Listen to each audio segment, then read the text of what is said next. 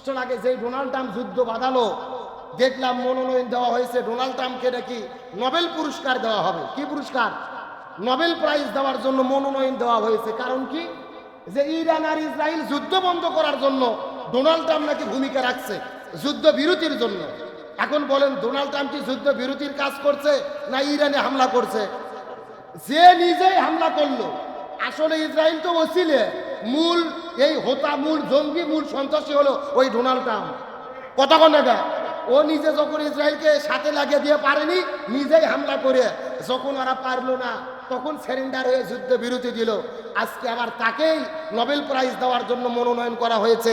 তার মানে বোঝা যায় নোবেল প্রাইজ ভালো মানুষদেরকে দেওয়া হয় না, জঙ্গি সন্ত্রাসীদেরকেই তারা দিতে চায়।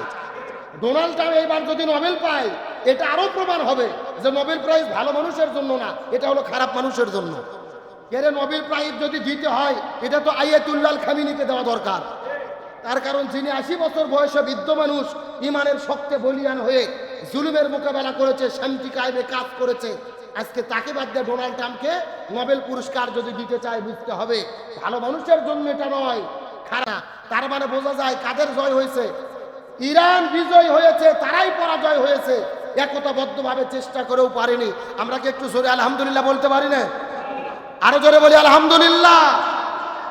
এখন হয়তো মনে করতে পারেন হুজুর ইরানের বিজয় আমাদের কি না, এদের টার্গেট ইরান নয়, এদের টার্গেট শুধু পাকিস্তান নয়, এদের টার্গেট হলো ইসলাম। যদি ইরানকে হারিয়ে দিতে পারতো, পরবর্তীতে পাকিস্তানে ধরতো। ইরানকে হামলা করার কারণটা কি এটা কি জানেন? ইরান পারমাণবিক শক্তি অর্জন করতেছে, পারমাণবিক অস্ত্র তৈরি করবে। আমেরিকা বলতেছে না, তোমাদের করতে দেব না। কারণ কি? বলতেছে পারমাণবিক অস্ত্র দিয়ে মানুষের জীবনের ক্ষতি হবে। এখন আমার প্রশ্ন, পারমাণবিক অস্ত্র কি শুধু ইরানি বানাতে চাচ্ছে না এর আগে আরো অন্যান্য দেশ বানাইছে? কথা কন না কে? আরো 9টা দেশ বানাইছে। জোরে বলেন কয়টা দেশ? আরো 9টা দেশে পারমাণবিক বোমা আছে। যুক্তরাষ্ট্র, যুক্তরাজ্য, ভারত, পাকিস্তান, চীন, রাশিয়া, ইসরায়েল, ফ্রান্স আর হলো উত্তর কোরিয়া। কয়টা দেশের নাম বললাম? তাহলে এরা 9টা দেশ আগে পারমাণবিক বোমা বানাইছে। আমেরিকা বলতেছে তোমাদের বানানো যাবে না। তার মানে ওরাই হলো বড় চোর। কথা কন না? ওরাই বড় জঙ্গি, ওরাই বড় সন্ত্রাসী। আর এদের বলতেছে বানানো যাবে না। তার কারণ তারা জানে ইরানের কাছে এত পরিমাণ পারমাণবিক শক্তি আছে। ইরান যদি একবার পারমাণবিক বোমা বানিয়ে ফেলে, পৃথিবীর কোনো দেশ আর ইরানের সাথে পারবে। এই জন্যই তারা দমিয়ে দিতে চায়, মানুষদেরকে এটা দেওয়া হয়। তবে একটা কথা বলি, মহরম, এই যে আশুরা, মহরম শুধু কান্না করার দিন নয়, মহরম শুধু হতাশার দিন নয়। মহরম মাস হলো বিজয়ের মাস। সুবহানাল্লাহ বলেন। মহরম মাস কিসের মাস?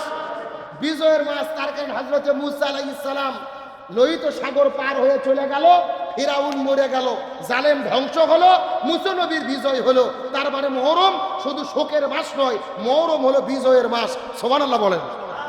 তার কারণ পৃথিবীর ইতিহাস বলেছেন, হযরত আদম আলাইহিস সালাম থেকে শুরু করে আজ পর্যন্ত পৃথিবীতে যত বড় বড় ঘটনা ঘটেছে, অধিকাংশ গুরুত্বপূর্ণ ঘটনা এই মহরম মাসের 10 তারিখ আশুরার দিনে ঘটেছে। জোরে বলেন না আল্লাহু আকবার। আমার প্রিয় বন্ধুগণ, মুসলমান ভাইরা, গভীর মনোযোগ লক্ষ্য করুন। মহরম মাস হলো বিজয়ের মাস। আল্লামা বদরুদ্দিন আইনি রহমতুল্লাহ আলাইহি এই মহরম মাসের 10 তারিখে আশুরা কেন বলা হয়, তার পেছনে কারণটা কি? আল্লামা বদরুদ্দিন আইনি রহমতুল্লাহ আলাইহি বর্ণনা করে বলেন, এই পৃথিবীর ভেতরে হযরত আদম আলাইহিস সালাম থেকে শুরু করে আমাদের নবী মুহাম্মদ রাসূলুল্লাহ সাল্লাল্লাহু আলাইহি সাল্লাম পর্যন্ত এই পৃথিবীর মধ্যে যত বড় বড় ঘটনা ঘটেছে, তার অধিকাংশ গুরুত্বপূর্ণ ঘটনা ঘটেছে এই মহরম মাসের 10 তারিখ আশুরার দিনে। আল্লামা বদরুদ্দিন আইনি রহমতুল্লাহ আলাইহি তার কিতাবে বর্ণনা করে বলেন, গুরুত্বপূর্ণ 10টি ঘটনার মধ্যে প্রথম নম্বর ঘটনা হলো আল্লাহ সুবহানাহু ওয়া তাআলা আসমান, জমিন, গ্রহ, পর্বত, নক্ষত্র, জ্যোতিষ্ক মণ্ডলী, নিহারিকা, লৌহ কলম যেদিন সৃষ্টি করেছিলেন, এই দিনটা কোনো সাধারণ দিন ছিল না। এই দিনটা ছিল মহরম মাসের 10 তারিখ আশুরার দিন। এই পৃথিবীতে আল্লাহ রাব্বুল আলামিন সর্বপ্রথম যেদিন রহমতের বৃষ্টি নাজিল করেছিলেন, এই পৃথিবীতে সর্বপ্রথম যেদিন রহমতের বৃষ্টি পতিত হয়েছিল, এই দিনটাও যেন তেন কোন দিন ছিল না। এই দিনটাও ছিল মহরম মাসের 10 তারিখ আশুরার দিন। বলেন সুবহানাল্লাহ। আল্লাহ সুবহানাহু ওয়া তাআলা হযরত আদম আলাইহিস সালামকে যেদিন সৃষ্টি করেছিলেন, তার দেহের মধ্যে রূহ দিয়েছিলেন, জান্নাতের মধ্যে প্রবেশ করিয়েছিলেন, এই দিনটাও কোনো যেন তেন দিন ছিল না। এই দিনটাও ছিল মুহররম মাসের 10 তারিখ, আশুরার দিন। বলেন সুবহানাল্লাহ। এমন হযরত আদম আলাইহিস সালাম ওই জান্নাতের মধ্যে বসবাস করতে করতে আল্লাহর একটা হুকুম ছিল, গন্ধম ফল খাওয়া যাবে না। কিন্তু গন্ধম ফলটা খেয়ে ফেলার কারণে, শয়তানের প্ররোচনায় পড়ে গন্ধম ফল খাওয়ার কারণে আল্লাহ তাআলা হযরত আদম আর মা হাওয়া আলাইহিস সালামকে এই পৃথিবীর মধ্যে প্রেরণ করে দিলেন।